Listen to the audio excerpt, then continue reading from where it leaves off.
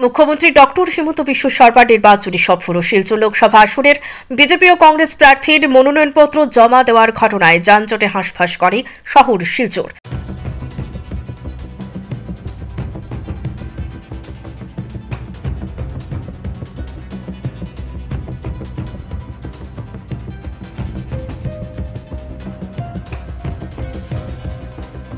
Police, traffic police এবং প্রশাসনকে যানবাহন নিয়ন্ত্রণে হিমশিম খেতে হয়।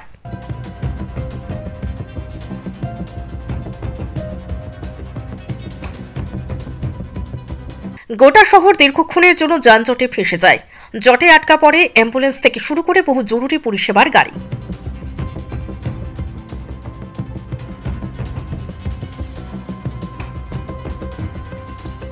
একদিকে যখন মনোনয়নপত্র জমা দিতে মিছিল নিয়ে বেরিয়েছেন প্রার্থীরা,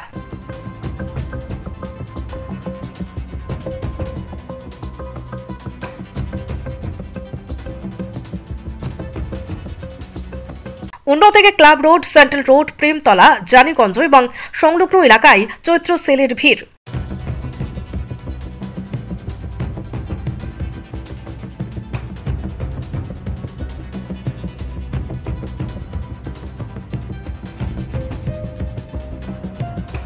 এই সমস্ত এলাকার ভিড় আরও বেড়ে যায়, তার কারণ ঈদ উল ফিতর আসন্ন এবং এই উপলক্ষে কেনাকাটা করতে বেরিয়ে এসেছেন প্রচুর মানুষ।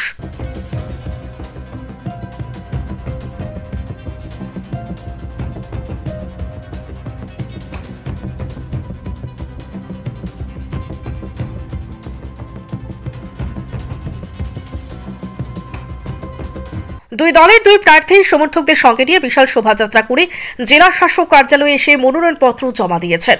অন্যদিকে প্রশাসন, পুলিশ এবং যানবাহন বিভাগের পুলিশের ব্যর্থতায় যানজটে দীর্ঘ সময় ফেঁসে থাকা মানুষ হাপিত্যেশ করেছেন।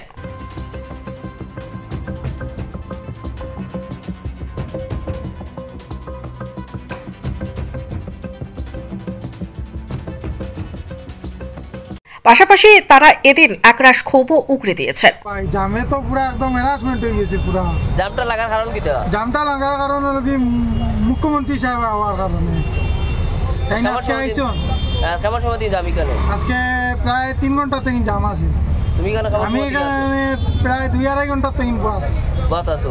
কিতা হবে মুখ্যমন্ত্রী স্যারটা কিতা হবে? কি কই মার গরিব মানুষের লাগিন তাই না আসুন।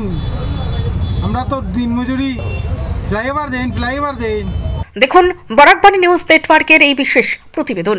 এবার নাই কোনো একটা বালার সুবিধা না, রাস্তাঘাটের মধ্যে এই হারে প্রবলেম, সব দিকে জাম। আপনি কেন কেমন সময় থেকে লাইনে দাঁড়ানি? 2 ঘন্টা হয়ে যার। 2 ঘন্টা থেকে দাঁড়াতে আছে। আর এখানে পেশেন্ট যারা তারা যাইতে পারে সুবিধা হবে। 1 ঘন্টা আগে একটা অ্যাম্বুলেন্স আপনি এখানে আমরা সবাই মিলে 3 ঘন্টা ধরে একটা অ্যাম্বুলেন্স আপনি এখানে সবাই মিলে সাইড করে দিছি দিয়ে গেছে।